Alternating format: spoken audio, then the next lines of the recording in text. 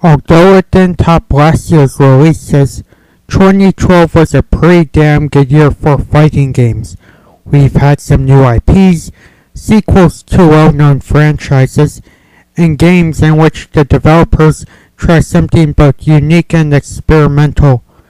Here I am making this video to count down the top 5 fighting games of 2012.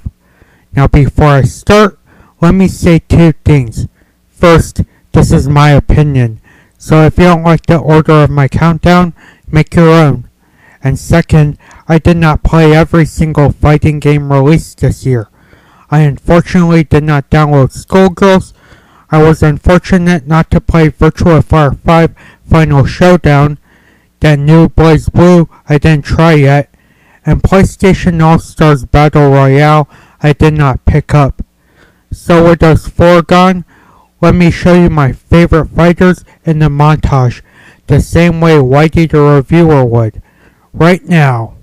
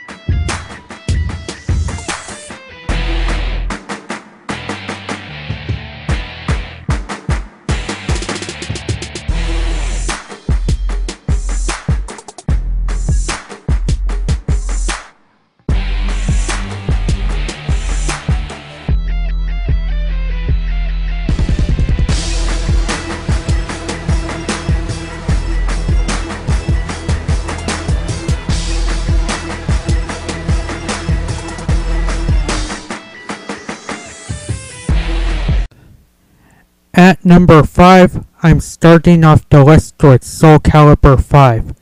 Despite the title being a massive disappointment in my eyes, Soul Cal 5 was nonetheless a fighter I had enjoyment with.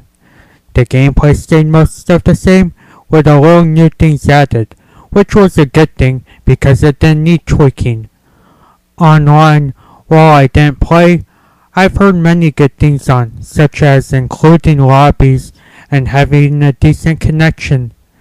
The story and characters, while lackluster, was somewhat a step in the right direction. I just hope they improve with it in the next installment. And lastly, the character creation, definitely an improvement from 4. Fortunately, this game and its collector's edition have become cheap, so for prices at right now, Soul Cal is a love or hate game worth giving a try with. Just don't expect anything amazing though.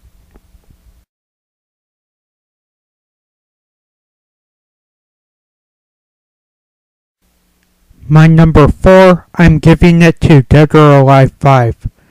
I had trouble on deciding where this would be at number 4 or at 5, and in conclusion, I put it at 4 because unlike Soul Calibur 5, I expected DOA not to be that good due to Ninja Gaiden 3 sucking ass. Fortunately, I was wrong, and DOA 5 was actually a good fighter. But getting into why it's at number 4, the story mode was presented way better than any other 2012 fighter because it didn't drag out too much and it had cutscenes, and the ability to play as a variety of characters while learning the game's fundamentals. Graphics were a huge improvement, with the lighting and detail of the settings and characters being more realistic. Compared to how they looked in the past, I'm really stoked with the character models and how they have improved in quality. And of course, the gameplay has improved and much more with battle features such as quick time events for stages, special attacks that do major damage, and many other things that I need to learn more on once I officially get the game.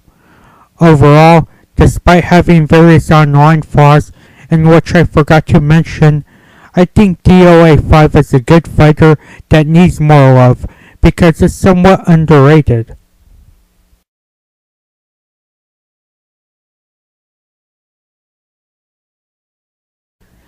Now before some of you thumb this video down and send me hate comments for number 3, let me say a couple of things.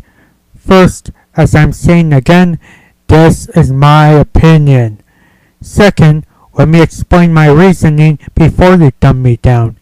And third, at least I'm not putting it at number 1 as 2012's best fighter, unlike Victor Lucas and Scott Jones of the very well-known show Reviews on the Run, formerly known as Judgment Day, in which they awarded Street Fighter Cross Tekken the best fighting game of 2012 for completely asinine reasons such as a huge character roster compared to competition.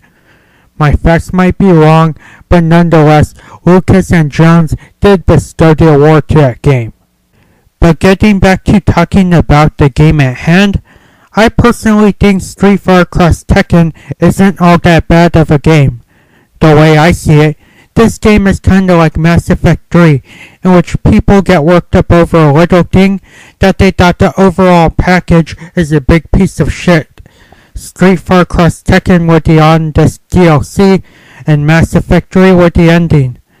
Now getting into why I enjoyed this title, although it had various problems in the gameplay department and online such as bugs and glitches, the game somewhat delivered through its content and trying out something different in the gameplay. Sure, Capcom has done tag team gameplay in the past, but I kinda felt Street Fighter Cross Tekken's tag teaming seemed more different and strategic due to the fact that if one character dies, you lose the whole game. With that being said, you needed to play more carefully. Getting onto content, the game is packed with a lot of it.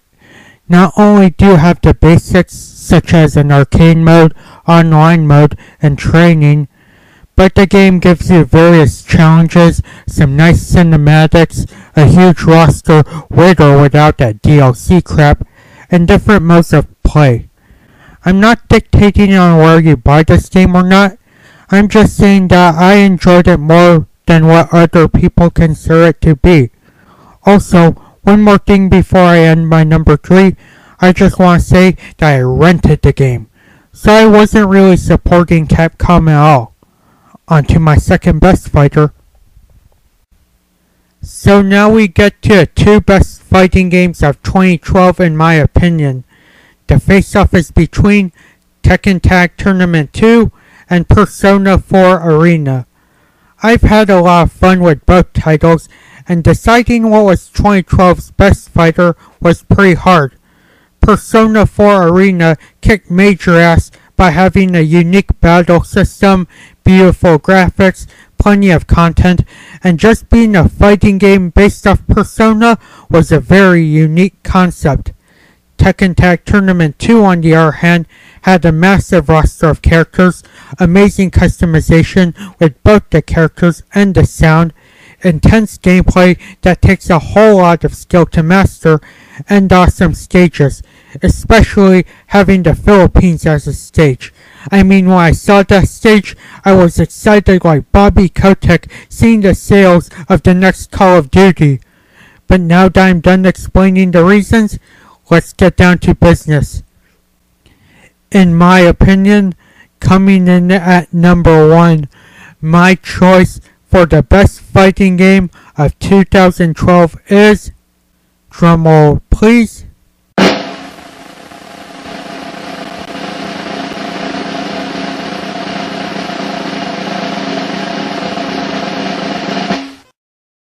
Persona 4 Arena.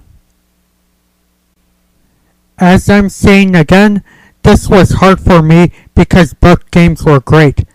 But I'm giving the award to Best Fighting Game to Persona 4 Arena due to two main reasons: content and gameplay.